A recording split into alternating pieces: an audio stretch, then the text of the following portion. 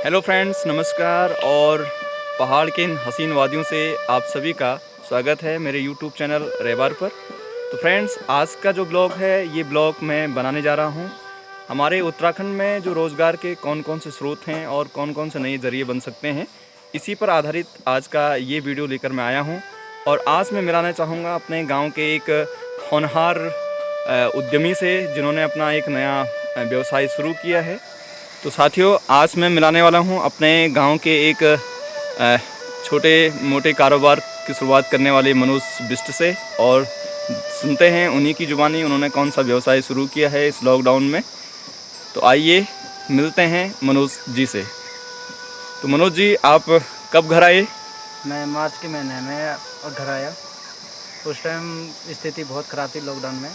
उसमें क्या हो गया, 21 मार्च से लॉकडाउन स्टार्ट हो गया था, तो हम 2-3 महीने कमरे के अंदर रहे। उस टाइम बहुत स्थिति बहुत ख़राब थी और हम गांव की ओर आ गए। अप्रैल के महीने में गांव आया तो गांव की स्थिति बहुत अच्छी थी उस टाइम, तो बाहर की स्थिति बहुत ख़राब थी। तो हम गाँव आए, तो गाँव के आने के बाद मैंने एक बकरी पालन किया। बकरी पालन के बाद जो स्थिति हमारी अच्छी रही, और अच्छे रहने के बाद हमारे जो बकरी पालन है, बकरी पालन में भी देखता हूँ कि नुकसान नहीं है, क्योंकि हमारा जो हम वन है तो वन बहुत अच्छे हैं। उसमें क्या होता है कि हम कहीं भी ले जा सकते हैं, बकरियों को कहीं भी ले जाते हैं चराने के लिए, कहीं भी ले जा सकते हैं। जैसे हम मुर्गी पालन कर सकते हैं। पहले मेरी मुर्गियाँ भी थी, और मुर्गियाँ मैंने अभी लॉकडाउन की स्थिति में बेच दिया। उस कारण मैं कहीं और चला गया था थोड़ा बीच में। तो उस टाइम मेरे भी 20-25 मुर्गे थे। 20-25 मुर्गी लेने के बाद मैं उनको बेच चुका था, और उसके बाद मैं बकरियां रखा। बकरियां मेरे पास है भी 12-13-14 बकरियां हैं। 14 बकरियों के बाद अभी मैं भी उनको देखता हूं। देखने के बाद अच्छा बेनिफिट है। मैं सबको यही कहना चाहूँगा कि अपने गढ़वाल में आए, अपने गढ़वाल में एक व्यवसाय उत्पन्न करें। उत्पन्न के मादा क्या होता कि हम एक ही नहीं है, बकरी पालन है, मुर्गी पालन है, कृषि पालन है। जैसे हमारे तो मनोज जी, इससे पहले आप शहरों में कहाँ पे थे और कौन कौन सा व्यवसाय आप वहाँ पे करते थे? देखिए, मैं सब फ्रेंड लोगों को कहना चाहता हूँ, मैं पहले बेंगलोर में था।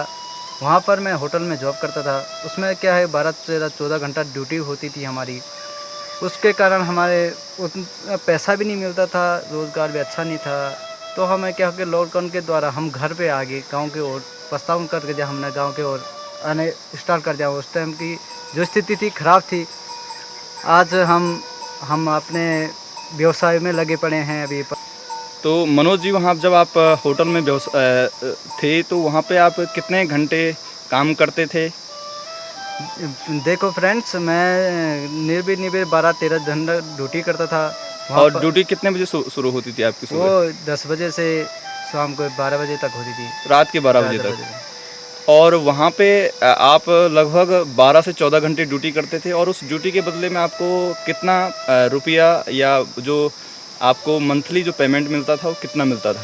मंथली 12 से 15 हज़ार रुपये मंथली मिलता था।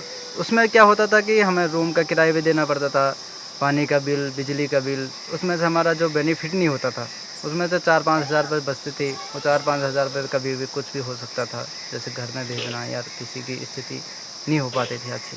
तो आप लॉकडाउन में घर आए तो आपके सामने बहुत सारे सवाल खड़े रहेंगे, क्योंकि एक तो पूरा बाज़ार बंद हो गया था, आपकी नौकरी भी चली गई थी, और आसार ये भी नहीं थे कि अब दोबारा से आप अपनी जॉब कर सकें। तो आपके मन में कौन कौन से विचार आए यहाँ पे अपने घर में कि आप नया रोज़गार कर सकें? क्योंकि आपके पास तो एक हुनर ये भी था कि आप होटल में लंबा अनुभव आपके पास था, 7-8 सालों का अनुभव आपके पास था, तो आप चाहते तो दुकान भी कर सकते थे।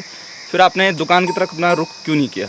देखिए फ्रेंड्स, क्योंकि लॉकडाउन में क्या हुआ था कि ज़्यादातर लोग बेरोज़गार इसीलिए हो के होटल बंद हो गए थे। होटल बंद होने के कारण हमारे पास ऑप्शन नहीं था कि लोग होटलों की ओर खाना अच्छे से खाना नहीं मिल पाता था। लोग डर गए थे, और हमने सोचा कि एक व्यवसाय कर लें कि जिसमें हमारा बेनिफिट हो जाए। हमने करा बकरी पालन। बकरी पालन में हमें क्या है कि जो भी आता है, कि जो भी गांव की स्थिति है, गांव के लोग हमारे पास आते हैं बकरी लेने, बकरियों का पालन देखने के लिए कि हमने आज पालन कर रहे हैं कि जो हम स्थिति हमारी अच्छी रहे। अच्छा, तो आपको ये बकरियां कहाँ से मिली हैं? आप कितने बकरियां लाई शुरुआत में जब आपने ये कारोबार शुरू किया था? हम बकरियां लाया, मैं 5-6 बकरियां लाया। उनके भी अभी बच्चे भी हमारे पास, दिखाता हूँ मैं आपको। अभी है यहाँ पर, ये देखिए उनके बच्चे भी हैं हमारे पास यहाँ पर। अच्छा, आपने 5-6 बकरियों से शुरुआत की थी। हाँ। और हाँ, देख सकते हैं कि ये बच्चे कितने महीने में दे देते हैं? ये 6 महीने में।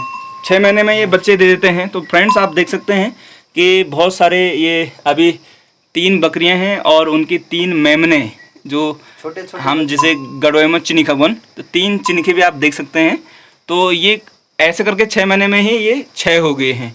तो ये देख सकते हैं फ्रेंड्स कि और भी बहुत सारे हैं अभी वो करने वाले, लेकिन अभी 3-4 हैं ये। अभी आपके पास कितने हो गए हैं ये टोटल बकरियां? ये हो गए हैं 15 बकरियां हो गई अभी। अच्छा, तो अभी लगभग 6 से 7 महीने हो गए आपको ये रोज़गार करते हुए। हाँ। और बकरियों की संख्या हो गई है 15। तो क्या आपने इसमें से कुछ बकरियां बेची भी हैं? लगभग 1-2 बकरियां बेच चुका हूँ मैं। अच्छा, और एक बकरी की कीमत क्या वसूली आपने, मतलब कितने में बेची अभी आपने? लॉकडाउन में स्थिति इतनी बेकार हो गई थी कि महंगाई ज़्यादा हो गई थी, तो महंगाई के कारण हमारे जो कम से कम रेट है वो 5,000 से स्टार्टिंग है। अच्छा, और 8-9 हज़ार रुपये तक। हाँ। तो क्या आप मनोज जी, इसके बाद भी आप यही कारोबार आगे बढ़ाना चाहेंगे मैं- या कुछ और करना चाहेंगे? मैं इनको और बढ़ाना चाहता हूँ।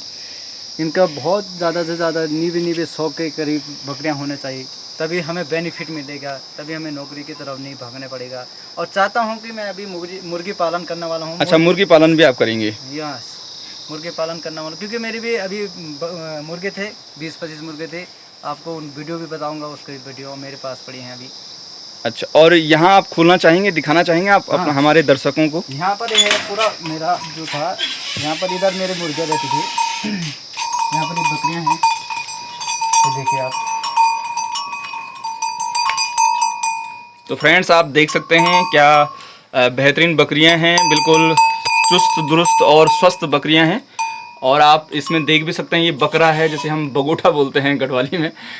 और इस तरफ उन्होंने ये लकड़ी का बनाया है जिसमें वो अपने जो छोटे मेमने हैं, जो अभी छोटे छोटे हैं, उनको वो इसके अंदर रख लेते हैं, जिससे कि जो बड़ी बकरियां हैं उनको ना मारे, उनको नुकसान ना पहुंचाए। तो आप देख सकते हैं कि एक कमरे का ये 2 हिस्सा उन्होंने किया हुआ है। बीच में से लकड़ी की एक दीवार खड़ी की है, जिससे कि जो छोटी बकरियां हैं उनको सुरक्षित रखा जा सके। तो मनोज जी, आप हमारे दर्शकों को और हमारे युवाओं को क्या संदेश देना चाहेंगे? क्या पहाड़ में रह के रोज़गार किया जा सकता है? पहाड़ में रह के रोज़गार बहुत अच्छा रोज़गार है, बाहर से ज़्यादा रोज़गार अच्छा है। क्योंकि बाहर में क्या करना, 14-15 घंटा ड्यूटी करते हैं, 9-10 हज़ार रुपये कमाते हैं। उसमें हमारा बेनिफिट नहीं होता है। बेनिफिट रूम का देना है, पानी का देना है, बिजली का देना है, तो इसमें हमारा बेनिफिट है। गाँव की ओर इतना पैसा है, कितना पैसा है कि आदमी, बाहर के लोग क्या करते हैं कि हमारा पैसा को अपने देशों में ले जाते हैं। अब जो हमारे गढ़वाल के लोग हैं कि वो बाहर के पैसों को यूज़ कर पाते हैं, नहीं कर पाते ज़्यादातर। यहाँ के लोग जैसे यहाँ पर आज के डेट में 500-600 दिहाड़ी है, बाहर इतनी दिहाड़ी भी नहीं मिलती हमें, 200-300 के करीब मिलती है। अच्छा, तो क्या आप अपनी बकरियों को 50, 100, 150 तक पहुंचाना चाहोगे? हाँ, मैं अभी मेरा टारगेट है कि मैं 100 तक पहुँचाने के वो करूँगा। क्योंकि आपके पास जगह भी पर्याप्त है और आप देख सकते हैं कि काफ़ी लंबी चौड़ी गौशाला उनके पास है। और इस गौशाला में करीब 100 बकरियां आराम से रह सकती हैं। तो फ्रेंड्स, ये आज का जो हमारा ब्लॉग था, ये ब्लॉग था कि उत्तराखंड में हम रोज़गार के कौन कौन से नए जरिए बना सकते हैं। और इसलिए मैं आज आपको अपने एक परिचित मनोज भाई के पास लेके आया, जिन्होंने ये व्यवसाय शुरू किया है अपने दम पर। और आज उनके पास 16 बकरियां हैं और गढ़वाल में या हमारे क्षेत्र में एक बकरी की जो कीमत है वो करीब 8-10 हज़ार रुपये आसानी से मिल जाती है। और ये व्यवसाय पहले बहुत बड़ी तादाद में हमारे गढ़वाल के पहाड़ी क्षेत्रों में होता था, लेकिन आजकल धीरे धीरे जो हमारे युवा हैं वो इस व्यवसाय को नहीं कर पा रहे हैं। सिर्फ इस व्यवसाय में जो पुराने लोग हैं या जिन्होंने पहले से ये धंधा किया है, वही लोग आज इस व्यवसाय को करते हैं। जो युवा हैं वो सिर्फ अब शहरों में जाते हैं, होटलों में जाते हैं या किसी फैक्ट्री में ही काम करते हैं। तो आज का जो ब्लॉग था ये था कि आप पहाड़ में रह के भी रोज़गार के नए नए जरिए बना सकते हैं। तो अंतिम मेरा प्रश्न है मनोज भाई से कि इससे आपको मंथली जो इनकम है वो कितनी हो जाती है? 4 या 5 हज़ार रुपये मंथली इनकम हो जाती है, क्योंकि अभी बकरियां कम है। बकरियों का कम होने के बाद क्या होता है कि जब बकरियां बगोटा बोलते हैं जिसको, भेड़ भेड़े बोलते हैं उसको, कि हमारे गट वाली बगोटे बोलते हैं उसको, कि वो ज़्यादातर हो जाएंगे तो हमारी इनकम भी ज़्यादा हो जाएगी। और ज़्यादा हमारे पास बकरियां रहेगी तो बकरियां रहने के बाद हमारा इनकम भी बहुत ज़्यादा हो जाएगी, क्योंकि हमारे बकरियां इसी से होते हैं कि क्योंकि हमारे जितना हमारे पास और पूरा चीज़ें हो रहेगी, जैसे बगोटे रहेंगे, बकरियां रहेगी, तो उतना हमारे खरीदार आते हैं। जैसे अभी देवता नाचने वाले हैं, देवताओं के टाइम में हमारे सीज़न चल जाता है, हाँ, तो सीज़न कब कब आता है? जैसे चैत के महीने में, या जैसे सावन के महीने में और पूस के महीने में, जब पूरे गढ़वाल क्षेत्र में देवता नाचते हैं, या यहाँ पे लोग जो छल पूजा होती है, तो उसी टाइम पर आपकी बकरियों की डिमांड शायद ज़्यादा रहती होगी। उस टाइम ज़्यादा डिमांड रहती है हमारे पास। और उस टाइम शायद बकरियों की कीमत भी ज़्यादा रहती होगी, क्योंकि ज़्यादा लोग डिमांड करते हैं। हाँ, उस टाइम बहुत ज़्यादा रहती है, लेकिन हमारे पास उतने उत्पल भी रहते हैं। हम बाहर से भी लेते हैं बकरियां को, जैसे हम यहाँ पर सोलह डुंगरी की ओर जाते हैं, वहाँ से एक टटोला लेके आते हैं बकरियां, तो वहाँ से हम तब हम गांव के और लोगों को देते हैं उस दिन। क्या आप अब अपने इस व्यवसाय से खुश हैं? हाँ, मैं खुश हूँ। क्या आप इसके बाद शहर जाना चाहोगे? नहीं, शहर में उतना बेनिफिट नहीं है। तो फ्रेंड्स, आज मैं आपको लेके आया था अपने एक छोटे व्यवसायी उद्यमी जिन्होंने पहाड़ में रह के अपना ये रोज़गार चुना है। तो ऐसी वीडियो मैं आप तक पहुंचाता रहूंगा और बहुत सारे लोगों से मैं आपको मिलाता रहूंगा। तो आप मेरे चैनल पर बने रहें और इस चैनल को आप ज़्यादा से ज़्यादा शेयर करें, कमेंट कीजिए और लाइक कीजिएगा। मिलते हैं नेक्स्ट वीडियो पर। आप लोग